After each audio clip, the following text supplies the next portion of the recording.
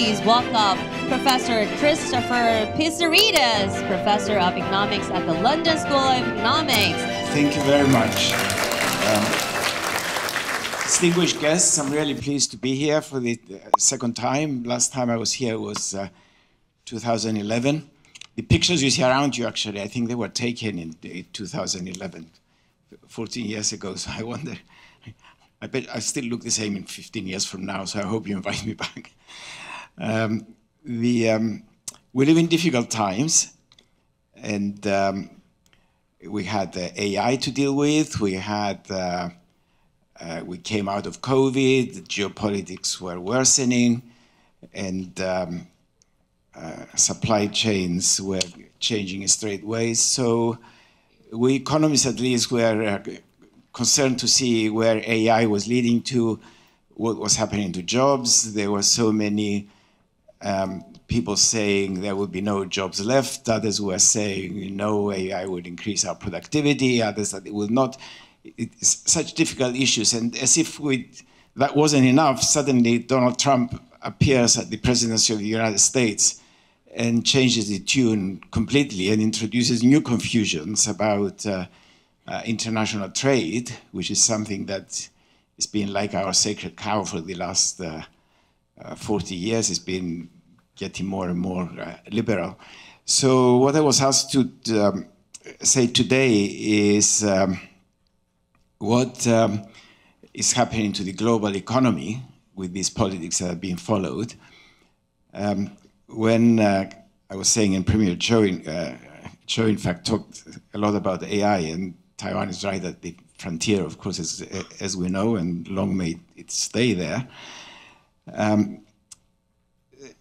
But the problem with AI, as you all know, is that every day there's something new, it's changing. But with Donald Trump, it's every hour that is something new almost, and we have to adapt what we know about it. So that's what I'll try and do over the next 45 minutes.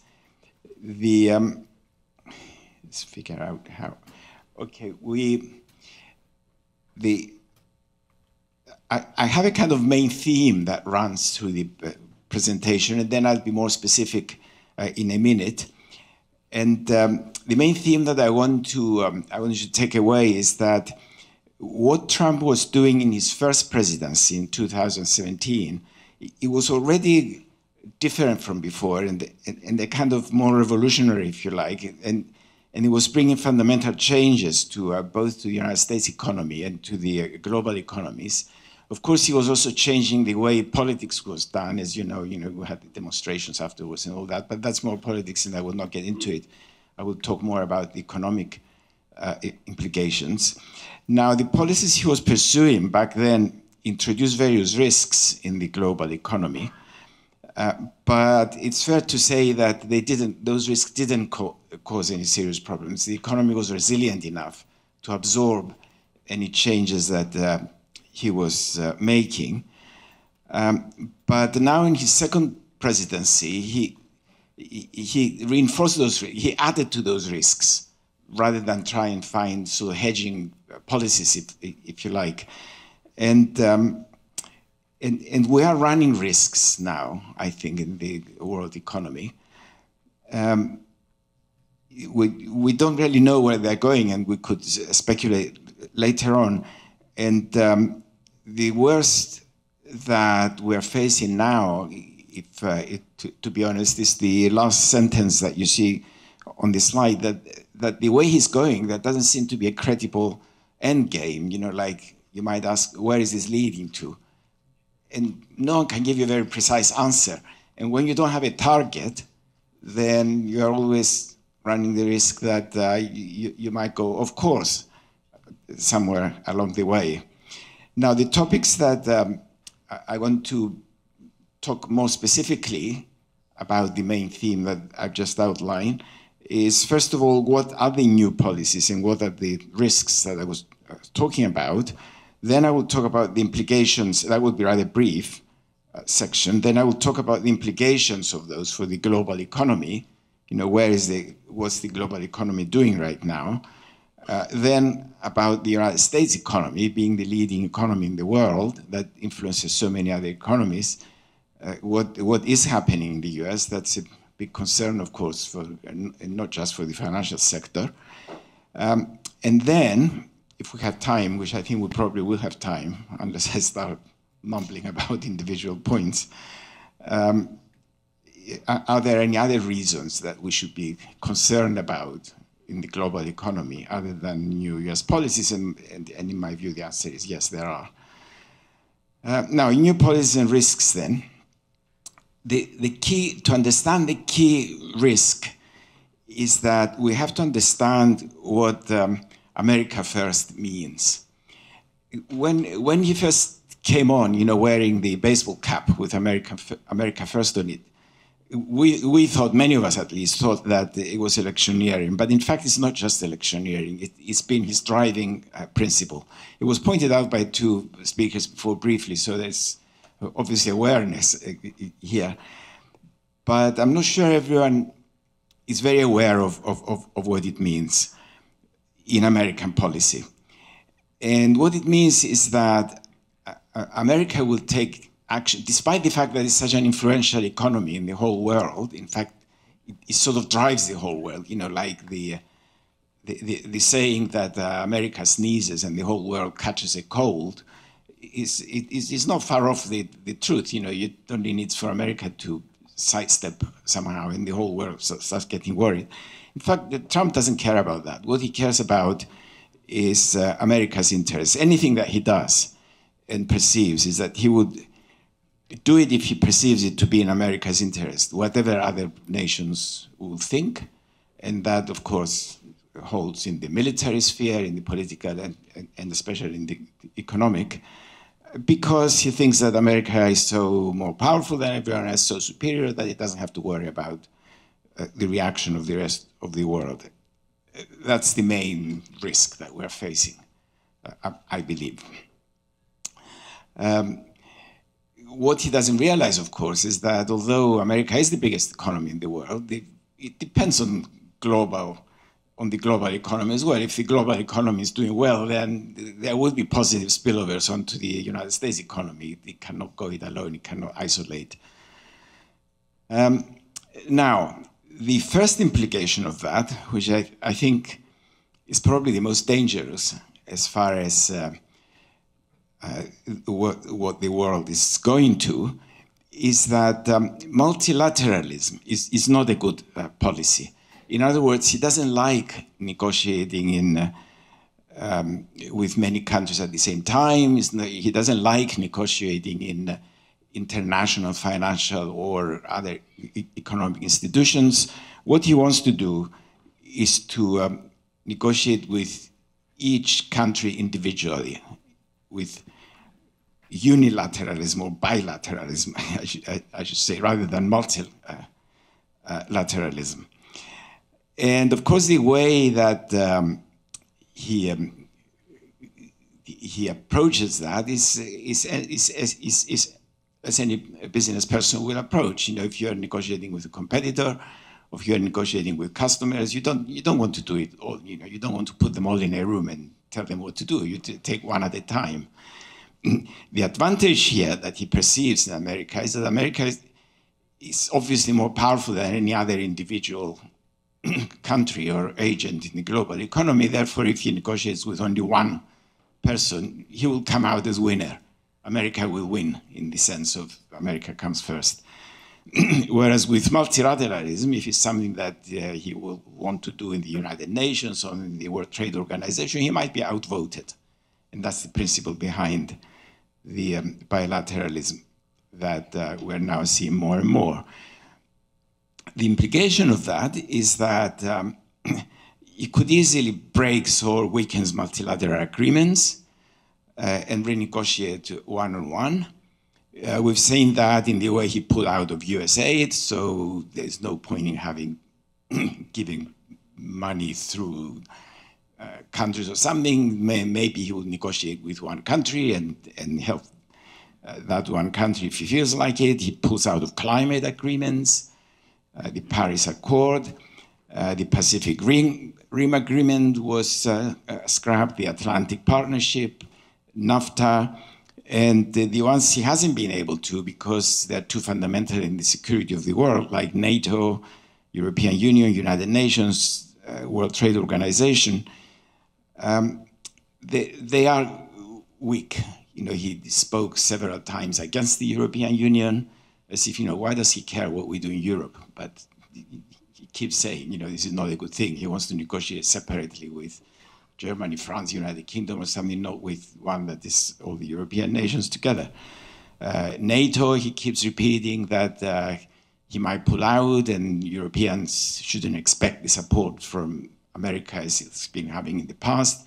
Of course, Europeans have panicked because of the war in Ukraine, and they are negotiating how to increase their spending on defense, and so on and so forth. So in a sense, forget all these international agreements. They mean nothing. Just see what is coming out on one-on-one.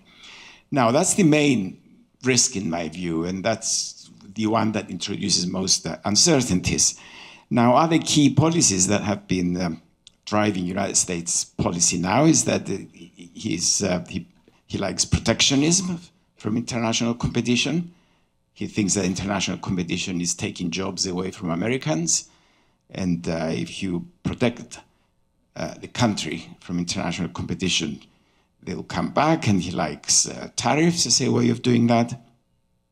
Apparently, the reason for liking tariffs, from what I heard from American friends who would know, is that, as you probably know, income tax was not introduced in the world until fairly recently. And before that, the way governments were financing themselves was through tariffs on trade. It was all trade taxes. Trade taxes have a much longer history than income tax or corporate tax. So Trump said, well, you know, over so many centuries, governments survived on trade taxes. Why can't we do it now? And that's how it switched. It came in his first presidency, actually. There are tax cuts at home, there is deregulation, and there is selective industrial policies like encouraging fossil fuel companies in Texas or big tech in California and so on. Now, what are the implications of all these policies for the global economy? First, protectionism. Protectionism is obviously bad for trade, that's the whole point of it. And it's not only that tariffs are high, but it's also the fact that there is uncertainty about them. We don't know where they are. One day they're on, another day they're off, another time they're postponed, they're renegotiated, differential tariffs across the globe. We know that companies need certainty to invest. If you see the taxes you pay, which is part of your cost, go up one day, come down another, they're postponed, then you hold back on your investment to see where it's going to settle down. And we haven't seen that happen yet. So investment is being affected. Trading partners throughout the world are scared to talk against it or take revenge for fear that there will be even bigger revenge from America. China is the exception here because they stood up to him. Now, as you probably know, they used the formula, the US administration, to calculate tariffs. That formula has no economic basis whatsoever. It's almost like something they pulled out of nowhere. So you might as well think of them as numbers that come into his head, you know, without any justification. He is also having unpredictable reactions to other countries' policies. He, like some says, okay, you know, these are good guys, let's only keep the tariff at 10%. Other, he says, these are bad guys, let's raise it to 25%. It's this kind of uncertainty that is everywhere in there. Now, my heading is why China, but the why is wrong. You know, why, you know, you might say, why is China the one that stood up to him and said, well, if you are going to raise it, we're going to raise it as well. So the question really, and the reason really, I think, is that the impact on the Chinese economy from tariffs is not likely to be much, despite what you hear and say. You know, Chinese, if you look at the statistics, Chinese exports are about 20% of GDP. It used to be 25% a few years ago, but now it's only 20% because there is an increased domestic consumption. Now, of the exports, 15% go to the United States and 20% go to Europe. So exports to the United States are only about 3% of Chinese GDP. And with a size of the economy that it has and the connections that it's now building up with other Southeast Asian countries, it's just not a big number to worry about it. So instead of becoming an economic issue and worrying about that, it becomes a geopolitical issue. You know, they are standing up to him because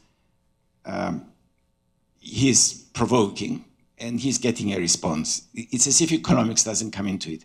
It's not very much for the United States economy. It's not very much for the Chinese economy. They are too big to worry about this tariff between them. It will affect, of course, negatively exporters, certain sectors like cross-border platform trading, for example, would be affected. But when you look at the economy as a whole, it's not something that we should worry about. It's much more worrying what's happening with others that are more important partners like Canada, Mexico, European Union. You know, there would be economic implications there. There are, of course,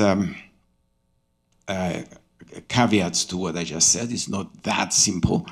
And the main one, I think, is about supply chains. Supply chains are badly affected.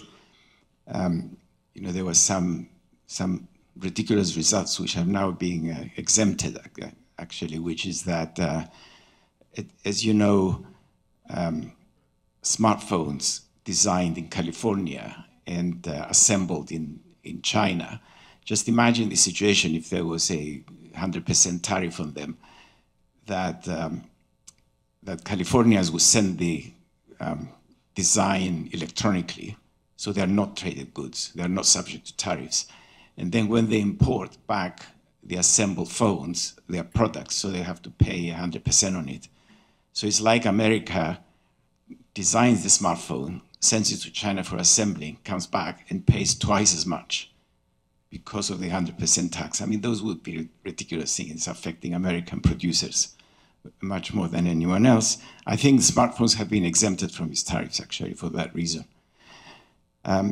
But anyway, supply chains generally would be affected, and that is obviously going to have negative results on China, but it will take time. Supply chains are not assembled and disassembled immediately. Chinese exporters are already switching to Europe and other Asia, and it's an obvious strategy to follow. Europeans started worrying about it, about the competition. First, there were some indications that they might react. Now they have other concerns on their mind. I don't think it's likely anything very serious to happen. So we should expect to see reswitching of exports. And the implications for trade is that trading nations are uncertain about where they stand, especially small open economies. It's affecting mainly the industries of traded goods because services are excluded. And I guess the main reason services are excluded from these tariffs is that America is a big exporter of services, but it's also a lot more difficult to identify what the cost of an exported service is. I just mentioned the design of smartphones. That's the export of a service. How do you tax it? You know, it's difficult. There is stock market volatility. There are big falls in stocks of open nations. They're down, up all the time. There is currency volatility, inflation threats at home. Altogether, it's bad for trade and it's bad for uncertainty. The implications for the supply chains is that there is restructuring of supply chains based on differential levels of tariffs. Overall, supply chains are becoming less attractive anyway because of new technologies. With AI, we could bring things at home. During COVID, the trust that nations had on each other broke down because there was no collaboration involved or even information given about lockdowns, which is having sort of after effects. Therefore, we see more onshoring coming now rather than the offshoring that is characterizing supply chains. And this process here is mainly affecting countries that benefited from the location of multinational currency companies, China, of course, being the primary country that received these multinationals. Now, implications of monetary policy are they're quite serious, I think, although, monetary policy is not effective as fiscal policy, I guess, in disrupting actual flows, but it is important. We know that the best kind of monetary policy to do is to give independence to the central bank, and its policy should be driven by domestic needs, especially fighting inflation and ensuring that there's monetary stability, fighting instability. Now, with Trump's policies, the monetary policies are now driven by international volatility, exchange rates, implications for domestic prices through changes in exchange rates and changes in tariffs. Many people think of tariffs as causing inflation. Of course, it's not inflation they're causing, it's readjustment of relative prices. But that might be built into expectations of future prices, into interest rates, and it will require monetary policy. And therefore, the way that monetary policy should be dealing with this is, on the one hand, focusing on its domestic objectives, mainly fighting inflation and stability, as I mentioned. But on the other hand, central banks should be collaborating with foreign central banks to coordinate this international spillover of effects from America's policies. But the mere collaboration of central banks goes against the America First policy because it's multilateralism. You talk to many people at the same time, many central bankers. And that is a big problem. Currently, there isn't much going on. I've just been to a financial forum in Shanghai, and obviously many monetary policy experts who talked were rather concerned about that and what should be done. My view is that there should be given a stronger role for international financial institutions like the Bank for International Settlements, especially, and the IMF, and hope that the US Fed would go along. I expect it will go along as long as the current leadership of Powell remains there, but then we'll have one more year because in next May, the governor of the Fed is changing. So the overall impact then is that over the last 30 years, globalization was at the core of global growth. Now, US policy is reversing it. Bilateralism under tariff threats is taking its place, which is not good for the world economy, and international institutions are revising their growth forecasts downward. Altogether, the uncertainty combined with tariffs is driving that. Now, the current revisions are not very big, but they are all downward. I don't think anyone has revised upward. They vary between 0.1 and 0.5%, in other words, half of 1%. So if the previous forecast was 3%, the current is 2.5, that kind of effect. What's more important, I believe, is the disruption to the growth factors that were ongoing at the time, and they were associated with globalization. That's really bad news for emerging economies, much more than the advanced economies. For the advanced economies, it's bad news for multinationals, but then they come back home and carry on in the same way. But it's not good for Africa, South America, and several countries in Southeast Asia. We need to find another model to work with rather than the globalization model that's been going on since 1980. What that is going to be is, well, not anyone's guess, but there's still some guesswork involved. Now, what are the political implications for that? I talked a lot about I talked about the economic mainly. I'm talking as a European now, I should say, because there are serious political implications that concern Europe. And European allies are concerned about Trump's apparent lack of support for NATO and the European Union. And the main reason they are concerned is the war in Ukraine, which, we talked about these policies not having an end game. If there is one war that has absolutely no end game, is Ukraine.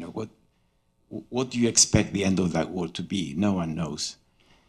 Trump promised that he will end it in 24 hours, and he's more or less given up. They're just killing each other daily. And that needs a strong Ukraine, which now belongs to the Western European group. And if America is not going to support NATO, who is going to provide it? There's no doubt that it has to be provided by NATO, supported by Europeans, and that's what they are trying to do now. His strong support for Israel and the complete lack of compassion for Palestinians is beginning to alienate or at least draw distance from European allies. We already had that fairly high-profile joint communique from Britain, Canada, Norway, and one other country that I cannot think of now, against that Israel should stop bombing indiscriminately Gaza. We had sanctions against 2 Israeli members of parliament because they were encouraging the government to continue with this bombing. That hasn't gone down very well, either with America or with Israel, obviously. Trading partners are worried about his lack of support for the WTO, although the WTO is mainly concerned with dispute resolution. He doesn't want this multilateral organization to be concerned with dispute resolution. And altogether, his sort of readiness, if you like, to ignore international agreements, make things worse with America as a peacemaker internationally, because if he's breaking agreements, then why not individual countries breaking their agreements? Not a very optimistic scenario. What about the future? Well, it gets very difficult trying to guess where the future is leading to. One thought that I had, and I discussed it with some others actually, but I don't know, maybe it's a little bit outlandish, is that is what's going to happen to emerging countries, emerging economies, I should say. They obviously benefit by being close to one or more of the advanced nations or alliances because of mutual aid, because of trade. In terms of economic development, emerging economies would benefit a lot if they're attached to some kind of trading, free trade area or something like that. But if America is going for unilateralism or even isolationism through Trump, America is not the country to be attached to. One day it might be your friend, next day you might be hit with tariffs. So where are they going to go? For geopolitical reasons, it's not very likely, I think, that they would be attached to China if they belonged before to the Western alliances and unions. So what is a likely scenario? And of course, Europe is the one that's left in the middle. It seems to be a good middle ground that can step in and form alliances with the emerging nations. But unfortunately, it's not united enough to be in it. And of course, where you see the absence of a united Europe that could step in and help economically, is that there is no obvious leadership. Who is going to lead Europe into these new alliances? It's sort of, Germany doesn't have, which is a stronger economy, doesn't have a completely stable, confident government. Macron is trying. Starmer and Britain are outside the European Union now, although they're very much part of Europe economically. So although it sounds a good scenario, and it will benefit both Europe and the global economy, and especially the global South, it's unlikely to happen quickly. But if I were Trump and dictating what others should do, I would say this is the best scenario altogether. Just go for the middle ground, and it's a powerful enough economy, and we do have many nice things in Europe, by the way. It's not only our economy. Okay, now what about U.S. Domestic policy? I was worried that I might run out of things to say during my time, but I think I'm going to run out of time, so I have to speed up a little bit. Now you might ask, what are tariffs good for? What would an economist tell you about tariffs? And the answer that you will get is that tariffs are good as protection of infant industry until the country finds comparative advantage. We have been known, in fact, since 1830, since David Ricardo, that trade should be driven by comparative advantage. Everyone benefits if you do that. But new countries, emerging industries, small industries in new countries cannot keep up with the competition of the mature ones. Therefore, it makes sense to impose tariffs, protect them until they grow. Now, America doesn't have infant industry. I mean, it has the most mature industry in the world. So it obviously doesn't need tariffs. Tariffs are not good for American industry. For America First policy, tariffs are just good as a political tool, not an economic. Put competitors down, and there's a source of revenue. And then being who he is, Trump, and being in the Republican Party, revenue is good because then you can use it to fund tax cuts. And there are already a lot of revenues going to the Treasury in the United States. Corporation tax was cut in the first term from 35% to 21%, it's still there. Some tax relief was given to individuals. They increased spending, especially during COVID, which they did not match with tax revenue. They just increased the debt. Tariff revenue at that time was not enough. Debt went up and inequality went up. It was very bad social policies, if you like, if you give them a social interpretation. And you can see here what's happening to American debt, which is another very high risk, that it was 60% up to the financial crisis of 2008. It's now 120%. And the bill that is going now through Senate, that is being given various titles, is going to make it worse, because the tariff revenue is not enough to fund all the tax cuts that are being debated. Some of you may have come across something known as the Maro Lago Accord. I don't want to use, it's a family show, so I don't want to use language that I would normally use in private to describe the policy, but it's a crazy policy. I mean, like, it's the expectation that that the dollar should depreciate for various reasons, and then what the accord is saying is that they should put pressure on other countries to appreciate their currencies so that the dollar effectively depreciates. But why would they do it? I mean, and anyway, the value of the dollar, the value of the currency, as we know, is determined by fundamentals. There might be short-term fluctuations that finance people moving in and out of assets might take advantage of, but those are more or less zero-sum games. But in the longer term, medium to longer term, the value of a currency is influenced by fundamentals. And if the dollar is going to give up its role of a reserve international currency, which is what the Mar-a-Lago Accord is really about, then who is going to take the role of an international reserve currency? The RMB, obviously not, because it's not internationalized. The euro, obviously not, because Europe is too fragmented. It would not have it as an international currency. The yen, no, because Japan has even bigger debts than America, and it's too small an economy nowadays in the international context. And therefore, there's nothing else. You cannot create a vacuum in as a reserve currency to depreciate the dollar and reduce the debt. If you want to reduce the debt, just tax your people and use them to pay the debt. It's simple. Anyway.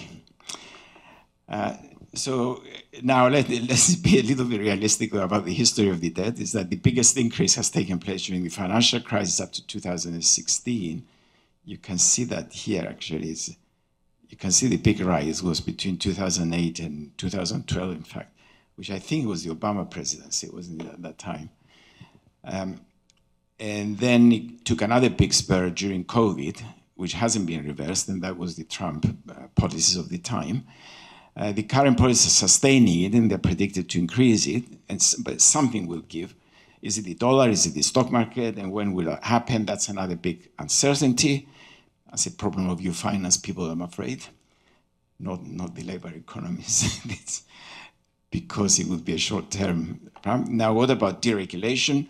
Well, Trump's policies removed any restrictions on business-related regulation that freed entrepreneurial spirits, of course, which was good for the economy, but it encouraged mainly the big techs, more wealthy sections of society. It did nothing for workers and poorer households who haven't seen their living standards rise. Returns to venture capital investments have benefited, especially in California. Currently, the US attracting 60% of global venture capital, American, European, and other foreign. China comes second at 12%. It's a massive difference, and that 60% is going into AI investments and development. So talking about leading AI nations, there is no reason, there is no doubt as to where all the money is going to. It's all being absorbed by California.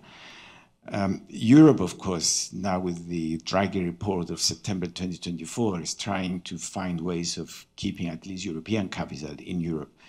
In Europe, venture capital is completely fragmented between countries. United Kingdom, Germany are the leading ones, but then all the other countries have a little bit.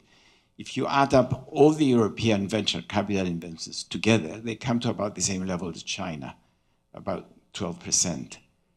But now it's fragmented, and as soon as a startup succeeds in Europe, it migrates to California or Massachusetts. And that's what the Draghi report is about, that it will be very difficult to succeed. The social impact is that he's creating social tensions with his policies. Low wages are stagnating. The opioid epidemic is spreading and is reducing the supply of labor, especially of prime-age working age males withdrawing from the labor force. This, I think we're going to talk about this in the panel later. In this second term, he has a strong anti-immigration policy, anti-diversity, war on universities, excessive number of executive presidential orders, different way of running the country than we had before. There are more tensions. We're beginning to see demonstrations taking place, like the recent ones in Los Angeles. And the uncertainty is just not good for the economy. And the environment, of course, he's given up completely on environmental policies. It's bound to come back to haunt us. What about investment? Investments will be affected by the uncertainty, mainly, that we're facing. We already talked about that. And generally, the policy is losing credibility. We know that credibility in policy is important, and it wins. One of the most famous recent insights in economics is something known as the timing consistency. This is when a policy is changed despite earlier commitments that it wouldn't change. And usually that's response to the outcomes of the policy. I don't like this policy anymore, therefore I'm going to change it. Trump is doing that all the time. And that normally leads to lower growth and long time to get back to credibility. So that's a serious risk. Now, are there any other reasons for globalization reversals? No. Was Trump helped in these policies against globalization? There are some other global factors that coincided with Trump's policies that were pushing against globalization. I wouldn't say that Trump was pushing through an open door when he gave up multilateralism, but it was certainly helped by global international conditions. And I've listed 3 of them here. The first one is what's known as the fourth industrial revolution, which is robotics and AI, that made it possible to automate many processes done by low-wage labor, and so reduce the advantages of locating some activities in lower-wage countries. Given the new technologies are hidden in clouds and computers, there's a lot of industrial espionage going on, stealing each other's ideas when they don't use their own clouds. And cybersecurity is a very big issue, especially between the United States and China, but also other countries involved. And that is making companies develop cold feet about supply chains and globalization. After all, when you look now at what's driving globalization, what's driving is really technology. It's not a low-cost labor, it's human capital. I mentioned just a minute ago that Silicon Valley is attracting a lot of companies. Silicon Valley has the most expensive wages in the world, and yet companies want to go and set up their supply chains through there. That's an indication of what's known as the knowledge economy. They want to go where the knowledge is, where the information about new technologies is, and where all the money, the venture capital is being invested. So it's a fair thing to say that, it's written with red, in fact, that the new technologies enable supply chain reversals at low cost or even benefit to large companies. Second is the military conflicts, especially the one in Ukraine and Europe, which stopped the supply of cheap Russian oil, is caused what's known as the cost of living crisis and the energy crisis, especially in Europe, but also elsewhere. If there was inflation, COVID support spending and energy prices, they held back European growth. Further than that, what's the future there? Well, again, as I said before, it's not very optimistic because we don't know when it's all going to end. And the Middle East is making things worse with oil. Oil prices are volatile. So the uncertainties about military conflicts are holding growth back as well. And trade, which is a big problem. And finally, of course, the geopolitics. The 1980s, they warmed up. There was an influx of American investments in technology in China and other Asian countries. It helped both American and Western European companies take advantage of low labor costs in China. Of course, now labor costs in China are not that low and they're not important anymore because these processes have been automated. That's another big error that Trump is making, that he's saying that before we used to have lots of well-paid blue-collar jobs in the United States, and we lost them all because of competition from China and other countries. But in fact, the reason they were lost is not competition, it's the new technology that lost them. And they will not come back, obviously, with tariffs, so you can forget that one too. Again, that what's happening with geopolitical situation is not good for the economy, it's bad for trade and supply chains, as well as sentiments towards each other and trust when you're trading. And therefore, we end up with these brief conclusions. Incredibly, my timer here says I have 1 minute left. And it will take 1 minute to tell you what the main conclusion is. That my main concern, at least, is the departure of Trump from multilateralism and pursuing protectionism is affecting negatively trade and global growth, along with many other things. This uncertainty is created by frequent policy changes, not good for investment, which is suffering. Global economic relations will need to restructure, but these changes take long to have an effect, and the uncertainty will continue. It looks like onshoring is taking the place of offshoring, assisted by AI and other technologies. And what China does and what Europe does as the other two big global economies will be absolutely key, but it's not quite clear, A, what they want to do, and B, what they are capable of doing in contrast to what Trump is doing. You might say, well, Trump is only going to be there another 3 years. Well, expect J.D. Vance, according to my American friends, because the Democrats are so divided. You know, they need to find a good candidate if it's going to change. Well, thank you very much. I have 3 seconds left. Thank you so much, Professor Pissarides. Thank you so much for the really informative and wonderful sharing. Thank you.